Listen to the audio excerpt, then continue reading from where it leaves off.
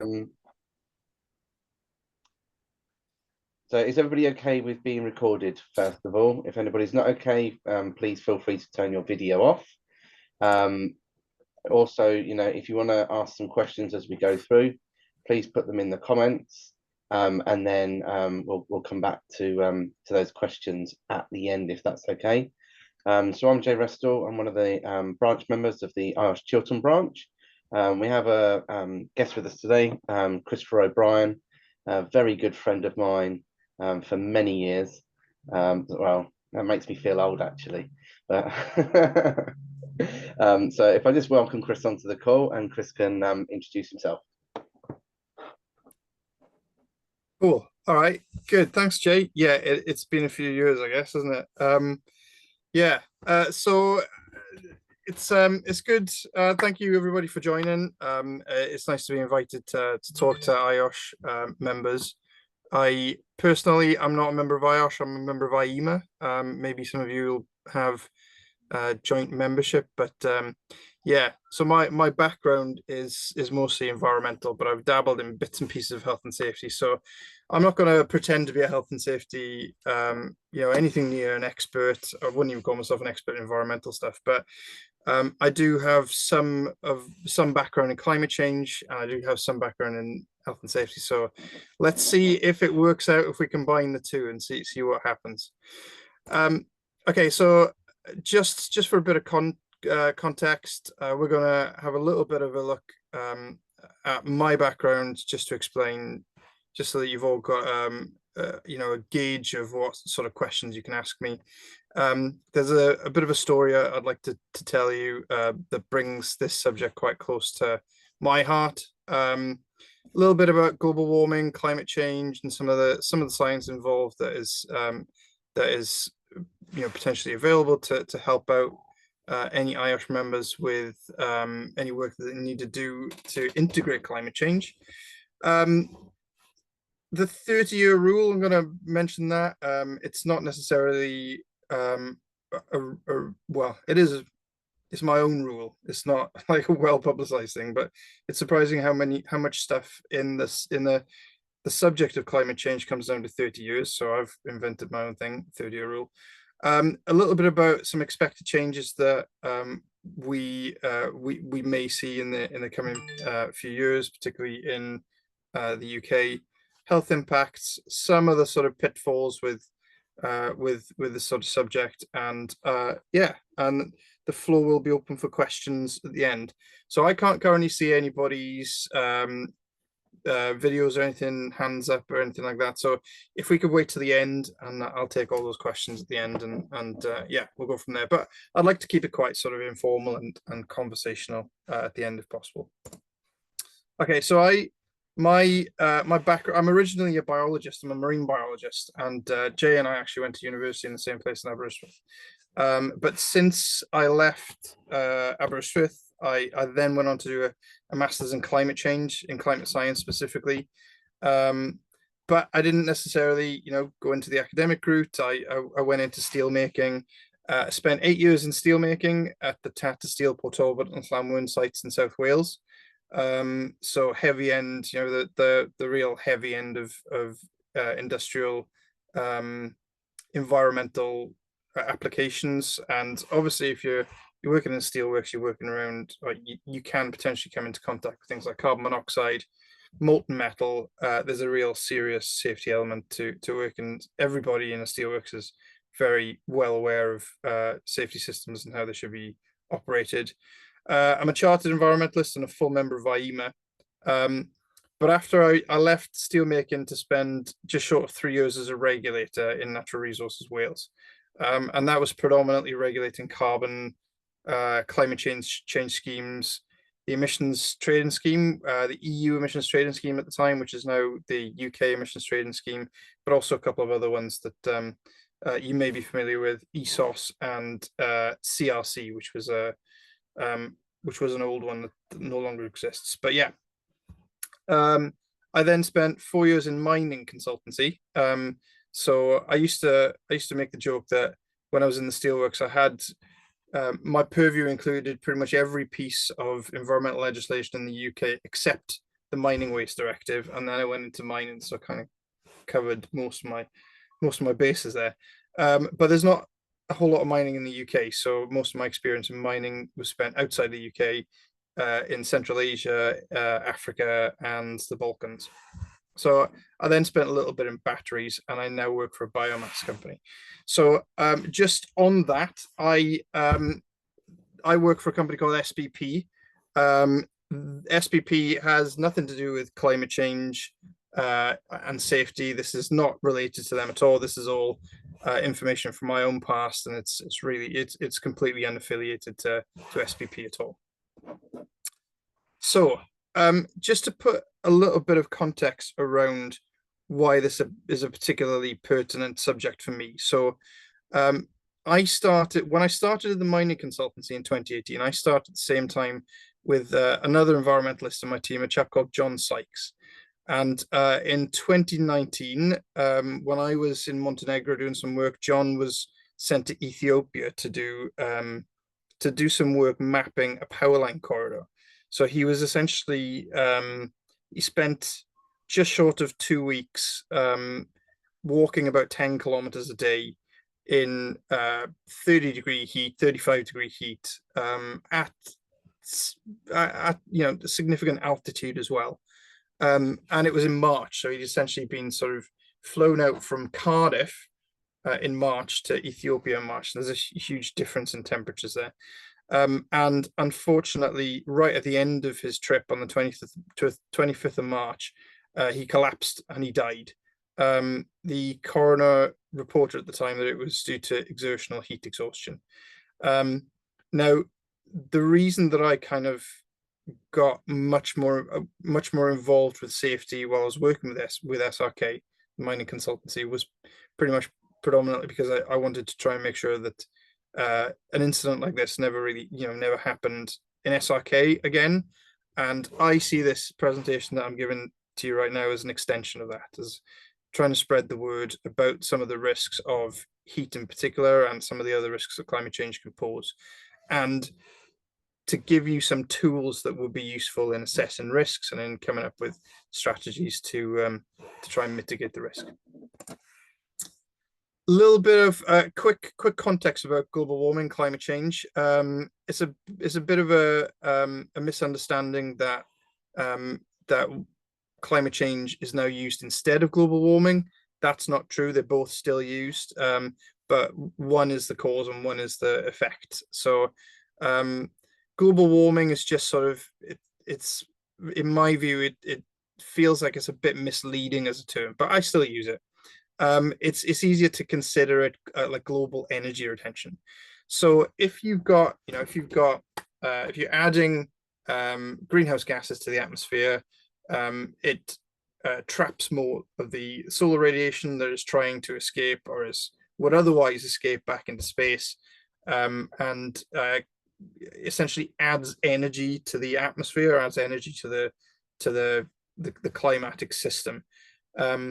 And feedback loops are one element that can exacerbate this. So a feedback loop is something like the snow and ice loop that we see in the northern and southern hemispheres. So essentially, if you've got a whole expanse of white ice is quite reflective. So the incoming solar radiation, a lot of it is bounced back out into space. If, however, that ice melts, it exposes either water underneath it or sometimes rock, which is invariably a darker color. The darker color absorbs more of that radiation, retains it essentially, and changes the wavelength a bit. And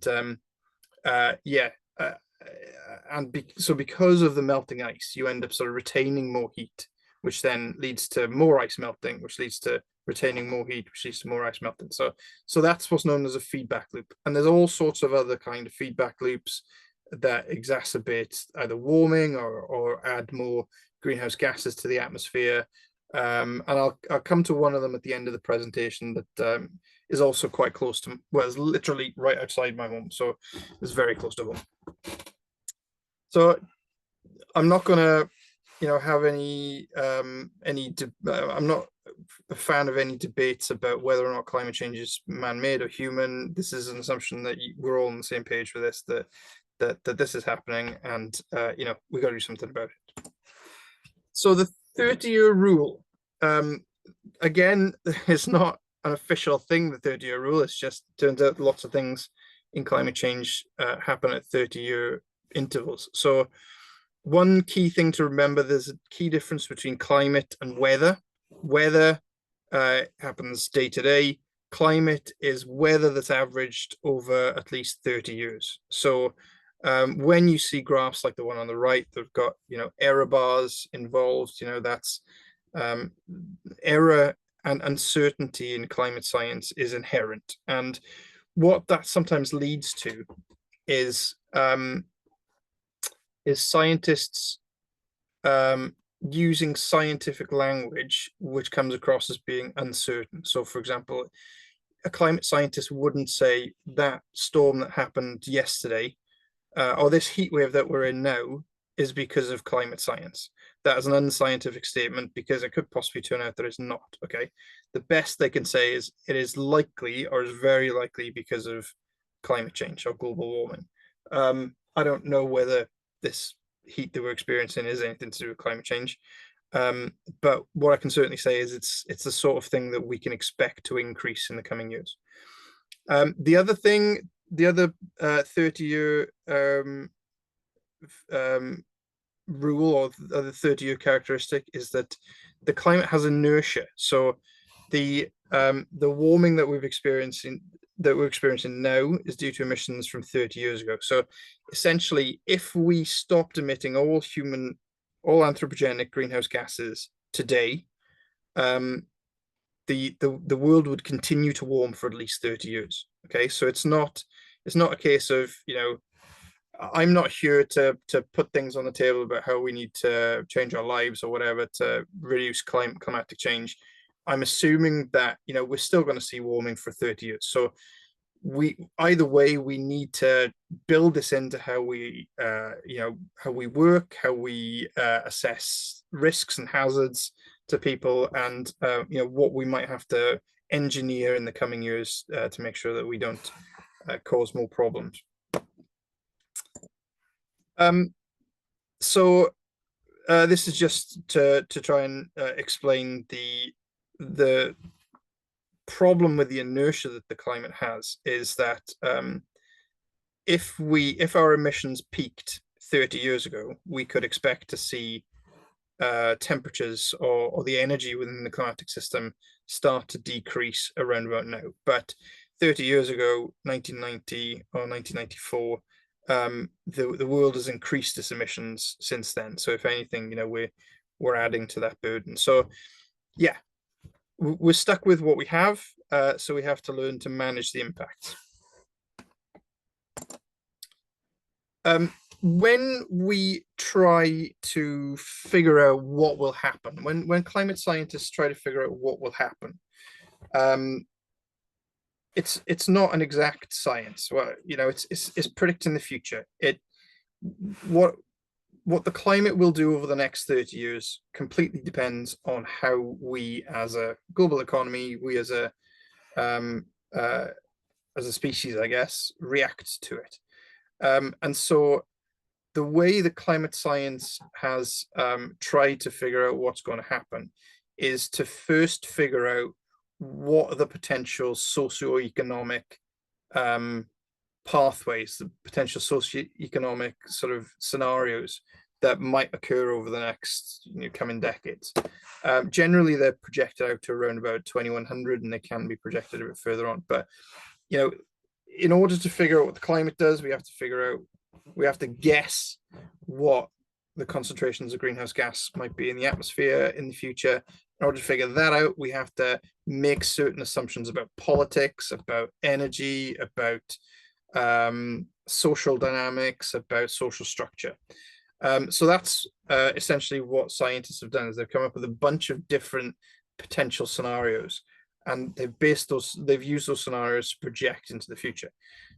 So these shared socioeconomic pathways, or SSPs, there's generally 4 there's four main pathways that you might see if you do a bit of work in this subject.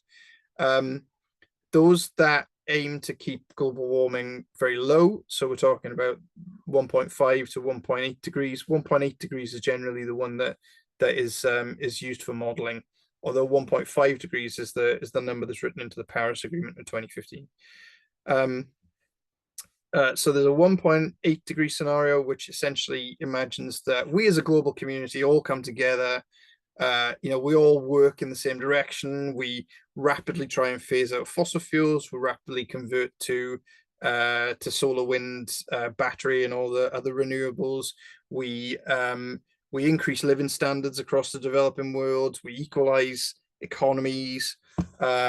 There's less of a kind of poor rich divide, and these things actually do make a measurable difference within the greenhouse gas emissions pathways that are then developed from them. So the best case scenarios is that I've just discussed. That normally comes out at about 1.8 degree C warming, and the warmings that look at like 6 degrees or more are the sort of scenarios where you talk about countries that become more nationalistic. They tend to sort of keep hold of more of their resources themselves. They often sort of go to war with other countries to get more resources. They don't move very quickly away from a fossil fuel based economy. They don't do much to improve social justice and women's rights, etc. And women's education, particularly, is a very important one actually for climate modeling. But yeah, that tends to kind of result in a higher potential global temperature increase.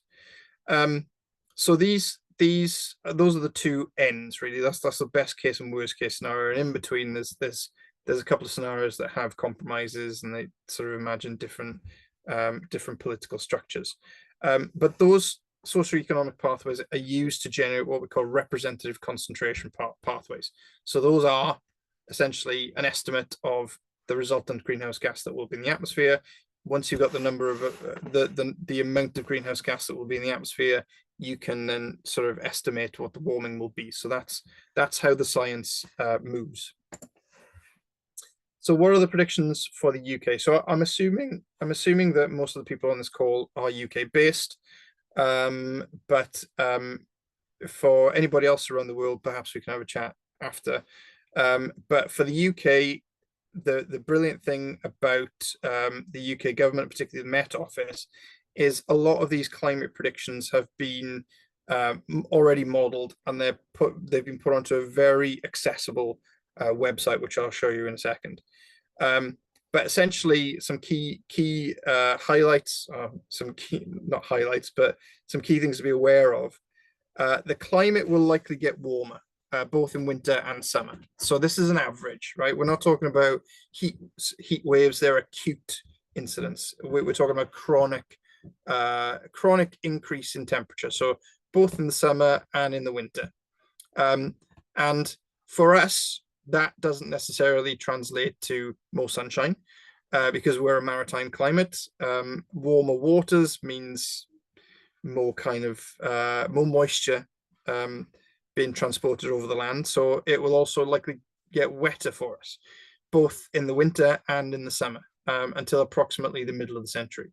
So these are estimates that I did a few years back now. So the modeling might be updated, and we can have a look at the website we can get the stuff from.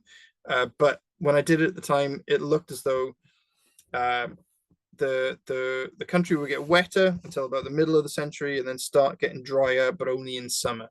It would continue to get wetter in winter until about 2100, where generally most of the climate models or the climate predictions cut off. Right, we don't like going beyond 2100 because then you're really kind of, you're really licking your finger and trying to figure out answers based on some really wild assumptions. Sea levels are another thing that we need to be aware of. Again, an island nation, lots of our infrastructure is on the coast. The steelworks that I used to work for example, is on the coast. And at the time, I think when I was working there, we also did an assessment of flooding to put into our coma safety report and the potential impact of sea level rise on the coma installation itself. So sea level rise is quite it's a comparatively easy thing for us to model, if you like, because there's a lot of buffering that goes on in the ocean, and it's fairly sort of linear. It's not too difficult to predict. So the key thing to remember about sea level rise is the reason that the sea level is rising is mostly driven by thermal expansion. So when water gets warmer, it expands more. That obviously, goes up the side of a glass if you got the water in a glass. So same thing with the sea level. So thermal expansion is what's the primary driver of sea level rise. Also, you do have some additional fresh water from glacial melt, etc. So what will happen to the weather? Now, the weather will become spicier. It will become more extreme. We'll get higher wind speeds. We'll get higher summer temperatures, heavier rainfall, potentially increased pests and diseases, more kind of, spicier acute incidents, right? So spicier, more extreme weather, essentially. And, even though we're talking about global warming, what that, we're also talking about climate change. So, global warming causes climate change, and climate change for us might actually mean that the country eventually after 2100 gets colder. There are some of the models that do predict that the increase in fresh water coming from places like Greenland will intercept the Gulf Stream, which in turn will sort of push us towards a climate that's more akin to Vancouver, Montreal, which is obviously a lot colder in winter. So stuff like that may happen in future, but those are considered sort of outlying models generally.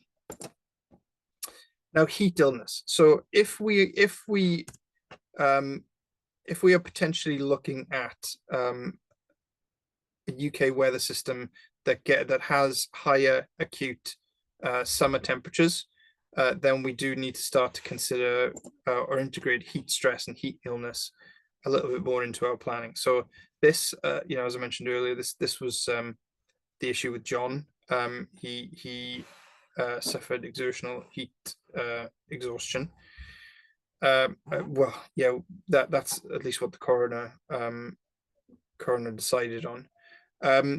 So what should we be looking for if we're working outside or doing manual labor in a temperature, heat waves temperature? So heat stress, what we're talking about is heat rash, muscle cramps, severe thirst. Heat exhaustion is more extreme. It's nausea, vomiting, cold, clammy skin, headaches, and then heat stroke is the real severe one. So hot, dry skin, normally the skin goes bright red, loss of consciousness, convulsions, and one of the key indicators is that you stop sweating, no matter how hot it is. At the heat stroke level, you don't sweat anymore. And through all of these, one of the key symptoms to remember is that you become more confused. So it's as important to make sure that the other people in teams and work parties are aware of the symptoms of heat stress so that they can keep an eye on their colleagues. Okay. Now, I'm not in any way qualified to teach this. You should probably go to your first aid training providers to get more information on this. This is just awareness to let you know that there are resources available. There are websites that will give you a lot more information about heat stress and heat illness. But it wouldn't be surprising if it becomes an increasing risk for us in the UK. It has certainly becoming an increasing risk for countries overseas. And one of the key ways to figure out what the risk is on an operational basis is to get what's called a wet bulb globe thermometer, which measures wet bulb globe temperature. Now, wet bulb globe temperature is a metric that's designed to figure out at what point the body might be under stress or might be sort of suffering. And there's lots of individual kind of parameters within heat stress and heat stroke and heat exhaustion. But this wet bulb globe temperature is essentially based on the limit to sweating. Okay, the human body has a superpower. Sweating is our superpower. Sweating is my particular superpower. I'm very good at it, and I use it all the time in the garden. But there is a limit to how effective it can be, and it depends on ambient air temperature, humidity, radiant heat, and air movement. So if you've got high temperature, high humidity, you've got low air movement, you've got high radiant heat, then you need to figure out what tasks should not be done during those periods, or if there's any way or methods to maybe allow people to come back into an air-conditioned room, or to increase airflow. But the key piece of equipment would be this wet bulb globe thermometer. So I don't know how expensive they are, to be honest. I've never bought one, but if you feel it might be that what I'm talking about might be a risk in your particular facility or your company, it might be worth getting one of these.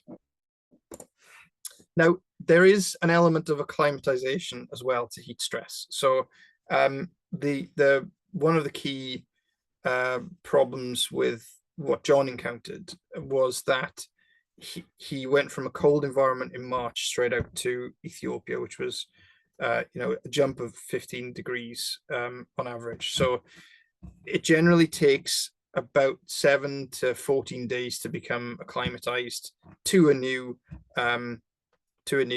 high heat environment or high humidity environment, but less if there's been some heat exposure already. So one of the problems that SRK had is that we're consultants, right? And we were trying to keep costs down for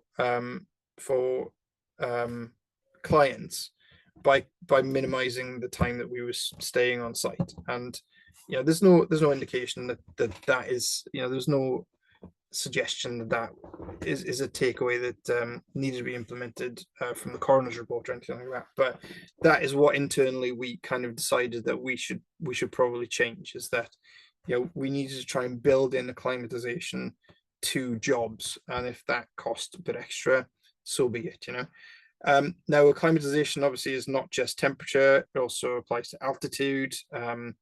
There were other things that came out of the learnings that were unrelated to John, really, that some of the work that we used to do in places like Bolivia, if you fly straight to Bolivia, you get off, you fly from Heathrow, which is like sea level, and you get off a plane in La Paz, which is at 3,000 meters above sea level.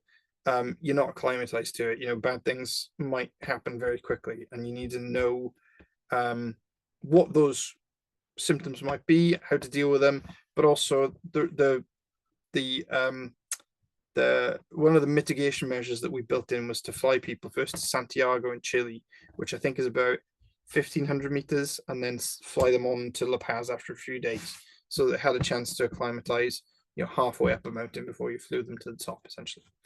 But for heat, manual labor, heavy manual work should not be undertaken until full acclimatization is achieved.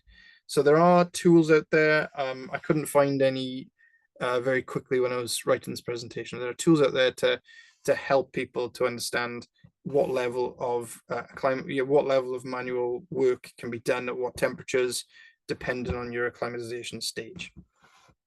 And as with a lot of things, it's better if you're already a fit and healthy individual. So there's a few additional resources that I'd like to share with you, so that you can go and find out more about this if you need to, if you want.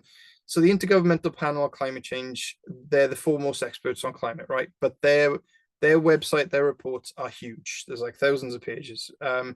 It's not particularly helpful for if people are just starting out in the subject as well. So I would recommend taking the acronyms that I've shared with you today: shared socioeconomic pathways, representative concentration pathways, and using the UK Met Office Climate Change Projections 2018. And I'll show you that website in a second. But the UKCP18 has loads of stuff that are really visual, really useful to help you understand what the summer temperatures, what the winter temperatures and precipitation and stuff might look like. So everything you need from summaries of potential changes to detailed modeling. So if you are modelers, if you can write code and you like a bit of data science, there is something that might float your boat on that website as well. I'm not one of those people. I like pictures. I like easy graphics. So this is one of the last slides. So the feedback loop that I mentioned earlier, that's particularly close to home for me. This is taken just around the corner from my house. One of the ironies of National Rail, or I think some of the work the National Rail was doing a couple of months back was they found in the area that I live that wind speeds were causing extra trees to fall onto the track. So higher winds were causing trees to fall onto rail lines and roads, and their solution was to cut down the trees and just pile them on the side, so letting them decompose, hence releasing more greenhouse gases, hence contributing to the problem.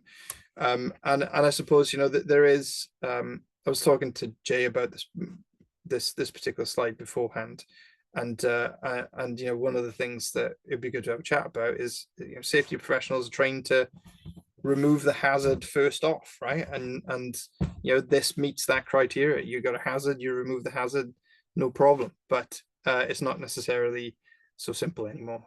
Sometimes things need a little bit more thinking through as well. So that's the end of the presentation. I'll stop sharing so that I can see everybody's faces. Yeah, so does anybody have any questions? Thank you for that, Chris. I mean, I've definitely, you know, until we had our discussion last week, I'd never heard of a wet bulb globe thermometer before. I haven't looked at the price of them yet, but might be something that I need to consider for some of the overseas work. Although a lot of my overseas work is in Ireland, which is already very wet. Yeah.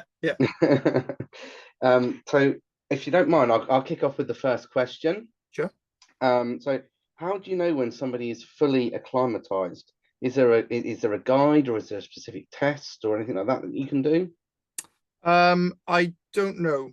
It's probably best to go on to the NHS website to figure that out.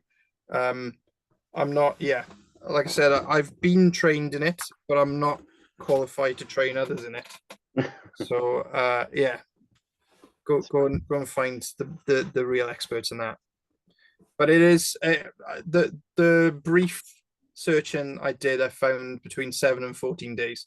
So I think you can assume that if somebody has been in a tropical country, for example, for 14 days, they're pretty well acclimatized.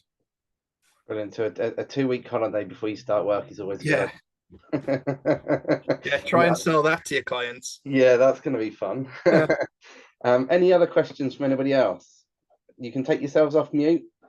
David Whiteleg, you've got a question. Not so much a question. I was going to say I can sympathise with the heat stroke thing. Many years ago, I used to run overland expeditions through Africa, and my first time out there, I flew from the UK in sort of March out to Zimbabwe, straight onto an expedition where we were working quite hard and outdoors all day, camping and everything, and I ended up with heat stroke. Fortunately, clearly it had a better ending than your friend. But yeah, it's a nasty thing to have. And I think in answer to how do you know if somebody is fully acclimatized, that the reality is you don't. All you can do is do the right preparation and then be aware of the symptoms and be aware of if somebody is then succumbing to it. There is no guarantee. It's like altitude sickness. There is no guarantee that going up slowly or doing certain things will prevent it from coming on. Yeah. You've just got to be aware of it and deal with it appropriately if it happens. Yeah, the training that I did on heat and altitude, the solutions for both altitude sickness and heat stroke were put in the same way essentially.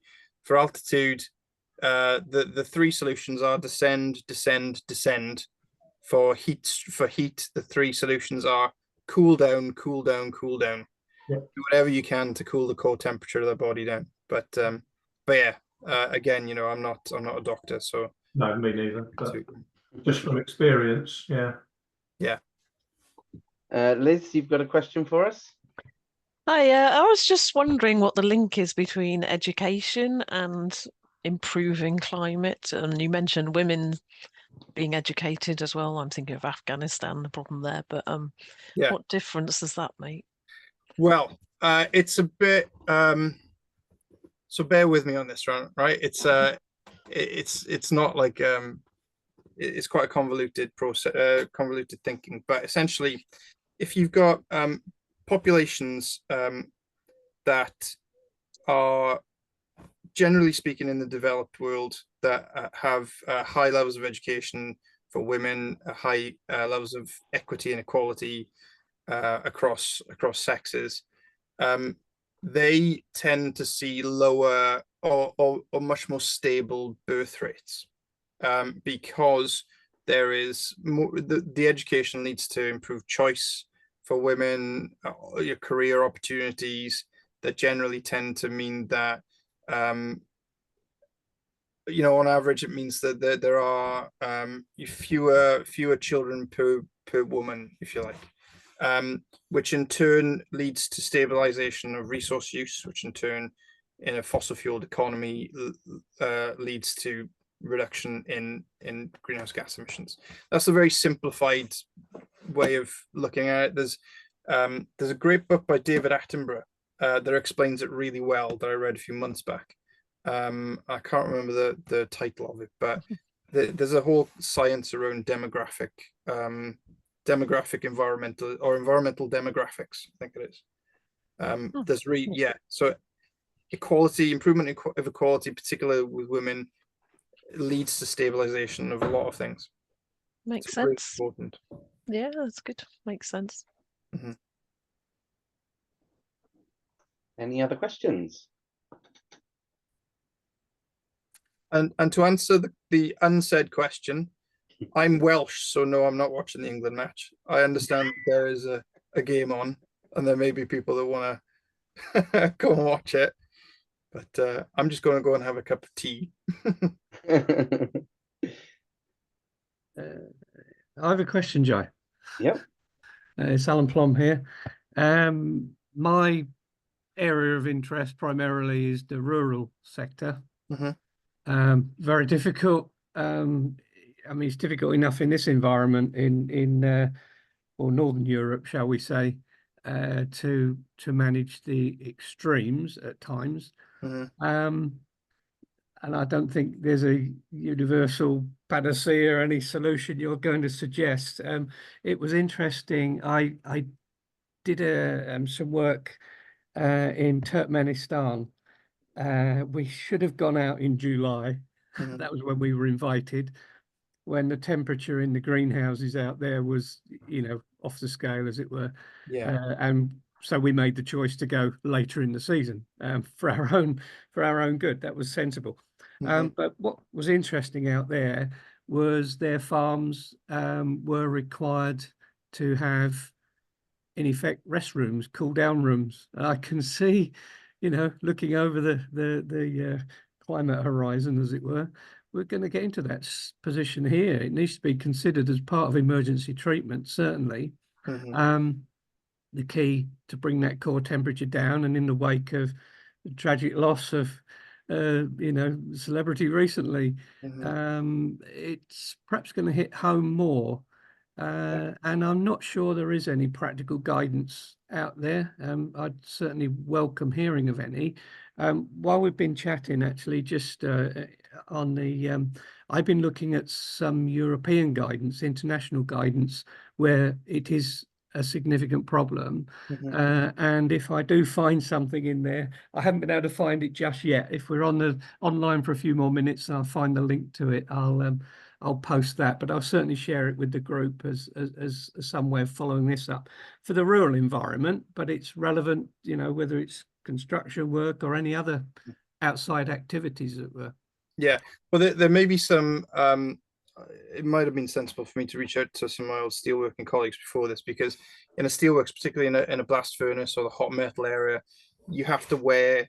Or when I was working there, you had to wear 2 layers of natural fibers, and they were really heavy pieces of kit in the same, in the same area. You've got molten metal, so it's hot anyway. If you add outside climate temperature to that, there were protocols for people that were working in and around the blast furnace. They had to, every 15 minutes, they had to go into a control room essentially to cool down, because they're always air conditioned and stuff in a control room.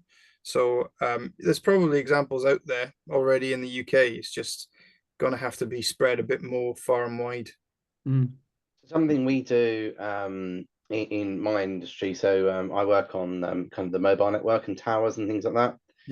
Is that when we're looking for the kind of longer duration works, a lot of people will put Garrick fans, others are available, just to make that clear, onto the sites, and they don't always have air conditioning in the restroom area, but that is something that we are now specifying, because climbing up and down a tower takes a lot of energy. Yeah, eats you up anyway. In winter, you're sweating by the time you've got to the top of a tower. I mean, I only need to get to the top of the first ladder and I'm already sweating. So the guys that do it day in, day out, I really don't know how they do it. But then in heat like we've had, just this week, it's not been particularly hot, yet the guys have been struggling. And something I do as a health and safety professional as well, if I see that the guys are suffering from the heat, I'll take water to the site. I will always look after the people that are doing the work on the front line. If it's particularly hot, I may get them some ice creams, and I'll take them some ice creams. They're always well received. Such a good boss. No, I'm not a boss. And in winter, I'll go and get them mince pies and stuff like that. Yeah. And kind of if there's a microwave in the welfare facilities, I'll warm them some mince pies up, and if they're lucky, I'll get them a little bit of cream to go with it as well. But they get all of our guys get really well looked after. But it is becoming more of a norm that you're having to do these things rather than it being optional. And I do think as an industry, it's probably something that we need to focus a little bit more on. That actually, like you were saying, there was a health and safety risk there with the trees falling on the rail. Yeah. I've got exactly the same thing on the A507 behind me. They've just cut down a ton of trees because the wind's bringing them all down at the moment. And it's like, well, that's going to give off the greenhouse gases. Wind speed's going to increase further. That's going to make the issue worse for the future generation. So it's kind of sometimes it's good for our industry to take that step back and think, okay, what's the long-term effect? Because I know we're always under pressure just to get the operation going again. Just solve the issue, get it going again. But sometimes you just need to take that step back and think, well, what's the long-term effect of this going to be? And can we do anything to minimize that?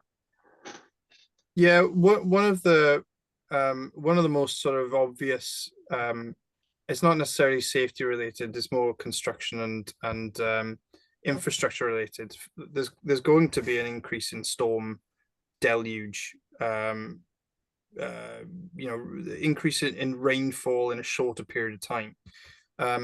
So things like rail is going to be impacted. Roads, potholes already a problem. They're likely going to get worse because you've got a lot of potholes are formed by underground water washing sediment underneath the road away, creates a void that the road then collapses into. Retention of stormwater on sites that are being built is going to become a more and more important part of planning. I mean, on a slightly on the other side of climate change, I saw today that there was this ruling in Surrey that the Surrey Council hadn't taken into account greenhouse gas emissions when they gave licenses for oil drilling. You know, it's on the other side of the climate change problem. It's the emissions rather than the adaptation bit, but it's still going to become a bigger subject, and we've all got to get used to. Got to get used to, you know, some of the terminology, RCPs, SSPs, and we've got to learn to you know, understand how we use that information to figure out what risks are going to occur.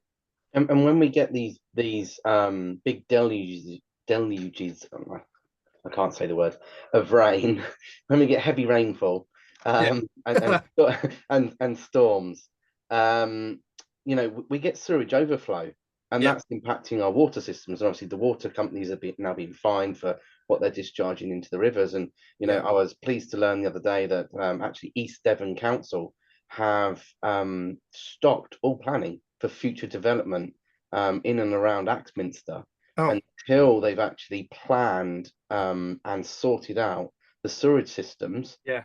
to actually Increased cope capacity, with these kind of storms that we're now getting. Yeah. So, you know, local authorities are starting to take action, and that's something that, you know, we need to heed as well. I work in the construction industry, and more I'm hearing from colleagues that, you know, they're having to cancel and stop works during the winter months because the site's just waterlogged. Yeah. And you know, Alan, yourself in agriculture, you know, the amount of farmers that I know down in the southwest that are saying to me, you know, their crops are failing because the fields are waterlogged. Yeah. And then during the summer, it's too dry and everything's dying and drying out too much. So with crops, you have to have the right moisture content, which a lot of people don't know. You know, they think it's just dry, it's fine. It has to be just at the right level to harvest it and that will affect what that crop is then used for, and that affects the value that the farmer will get for that and their ability to continue farming. So this is also going to impact food scarcity and things like that. There is a real impact of climate on the health, safety, well-being and welfare of everyone, whether they're in industry or domestically. And I think as the leading health and safety organization globally, I think we need to take that into account, and we need to, you know, kind of start putting out a little bit more on this and thinking about that long-term impact. But that's all from me. Any more questions? No. No? Well, that's good, because we can wrap up 10 minutes early. I'm not sure what the score is. I'm not really fussed what the score is, because it's the wrong shaped ball for me. Yes. This is when me and Chris clash quite a lot when the rugby's on. Yeah. We're best buddies the rest of the Yeah, time. When the rugby's on, yeah, it's a different matter. You seem to put on a shirt that's just the wrong color, and I don't understand. and get barred from certain pubs in Aberystwyth during the rugby, but yeah. Oh, long ago. I did say I'm an Abbey graduate myself, so yeah. Hey, we're amongst friends. Many decades ago. Yeah, great place. Brilliant. It's changed a lot. Couple of things in. So thank you very much. I used to live on the seafront, and I was on the 5th floor. And when you have seaweed sitting on your window ledge on the 5th floor, you have a serious problem. So yeah, timing your runs to avoid the waves breaking on the front. That was exciting times. Yeah. Can I just throw a couple of things in? Sure.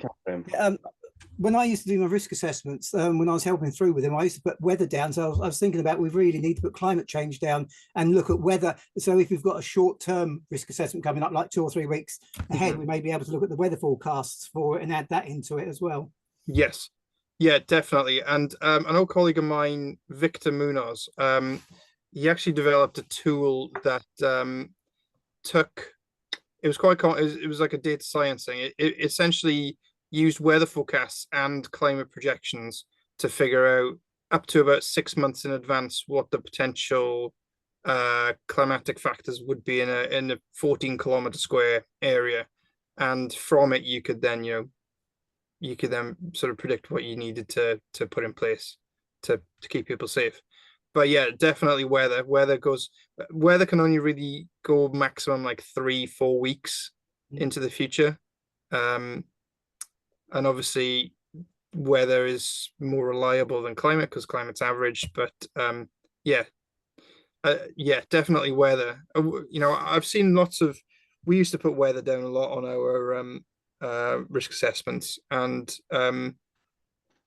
I generally feel that's enough, as long as, you know, we're talking about like 3 weeks in advance. But like further than that, climate change on a you know, work risk assessment, I don't know, it maybe seems a bit unnecessary, but weather certainly, yeah. Yeah, I used to do it used to be, well, I was asked, it was 6 months ahead, but you know, that was February, so the Yeah. summer in Britain at the time, which was going back to what, 2007, you could predict it was going to be warm. So and I was working for a police force at the time, so you know, with all their kit on as well, it was doubly, they really got hot in the summer months, especially with stab vests and things. So yeah. I was going to say about the railway, I most of my life was railway bound. When it was steam trains, there was no foliage on the banks because of risk for fires from steam trains. Up till British Rail got privatised in '96, BR used to cut back foliage, but it's from privatisation they let the foliage grow. So it's coming back to bite them now. Oh, that's interesting. Yeah, it used to be cut back as well for signalling sighting, because if you had manual signal, you needed the foliage cut back so the drivers could see them, especially on bends and things, or bridges and tunnels. So yeah, it's coming back to them, in my opinion. Thanks for that, Graham. Useful insight there. Any other questions? Or I'm going to let everybody go a little bit early tonight. Yeah? Okay, well, thank you very much for organising this, Liz. And thank you, Tony, for recording this. And a massive thanks to Chris for coming in to do this session for us. You can imagine we have some very good discussions over a pint on occasions. So, and yeah, I certainly sort of like catching up with Chris again over the past couple of months. It's been it's really good to kind of revisit some stuff that we used to discuss and debate at university, and kind of see how that's changed in 20 odd years. So yeah, you know, I mean, just quickly, one of the things about climate science is it's been going on for the past 30 years, and so you can look at the models that were done 30 years ago, figure out what people based those on, you know, worst case scenario, what kind of politics there would be, and actually look at what's happened in the last 30 years. And actually what you find is that the optimistic stuff in the 1990s is not what happened. It's the worst case scenarios is what's happened, like politically as much as anything else, you know, as much as greenhouse gas emissions. So a lot has changed since I was with Jay. Certainly has. A little bit scary. But there is hope. I don't want to leave anybody hopeless. Yeah, there's always hope. There's always hope. Thank you very much, all. And I think Liz has just put, there's a quick survey that will come through to you. If you could just complete that survey for us, we would really, really appreciate that. And once again, thank you very much for today, Chris. All right, thanks all. Good Safe to meet you all. journeys. Thanks. Thank you. Good evenings. Bye.